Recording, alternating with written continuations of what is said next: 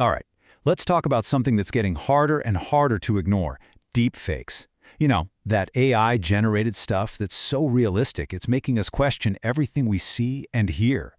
Today, we're going to dig into how this tech has gone from a weird internet curiosity to a full-blown tool for deception on a massive industrial scale. So let me just ask you this straight up. If you were on a video call, face-to-face with a deepfake, do you honestly think you could tell? It's a tricky question, and it's one that a CEO had to answer for real in a very, very strange situation not too long ago. Okay, so let's set the scene. Our story kicks off with Jason Rebholz. He's the CEO of an AI security company called Deepfake, and he's doing something that thousands of bosses do every single day.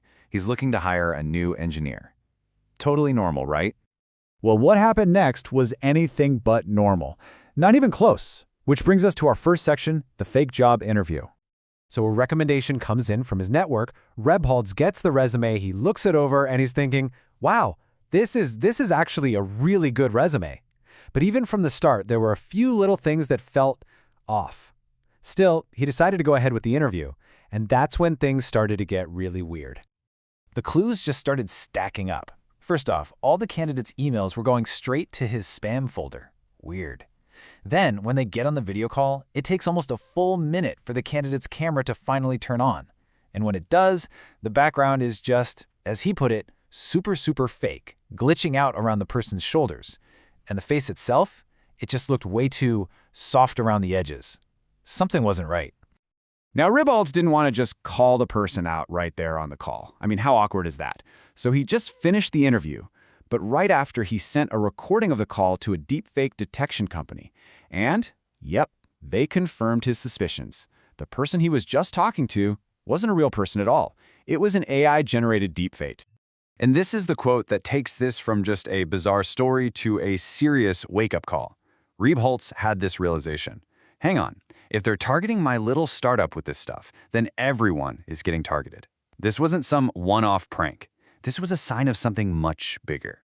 And he was right. That one incident is really just the tip of the iceberg. We're not talking about clever little tricks anymore. This is fraud on an industrial scale. Just to give you a sense of the kind of money we're talking about, check this out.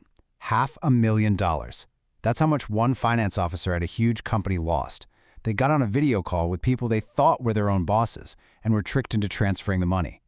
One call, $500,000 gone. And as shocking as $500,000 is, it's really just a drop in the ocean. In the UK alone, estimated fraud losses hit £9.4 billion in just a 9-month period. The scale of this is it's staggering. And you might think, oh, they're only going after corporate executives. Nope. Take a look at who's being impersonated. It's everyone. You've got politicians in Australia and Cyprus being used in investment scams.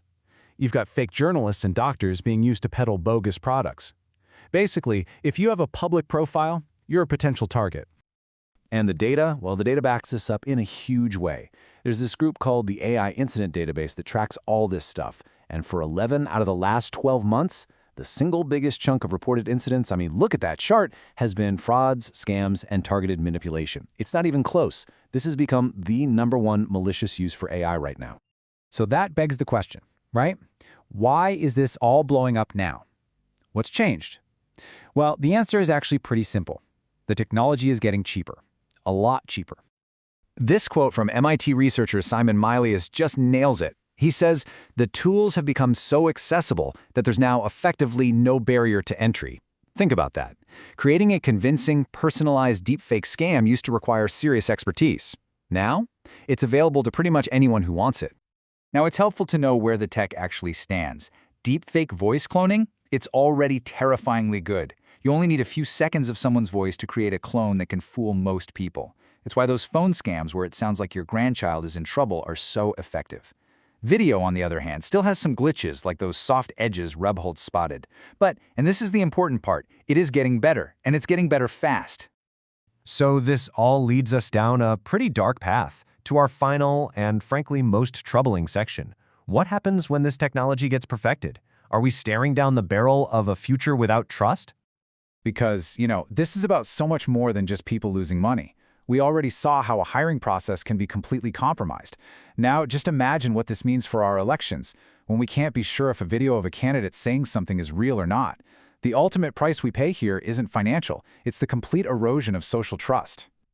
This quote from Harvard researcher Fred Heiting really just drives home the chilling endgame of all this. He predicts the biggest problem won't be the individual scams. It'll be a complete lack of trust in, well, everything we see online. When any video or audio clip can be faked, everything becomes suspect.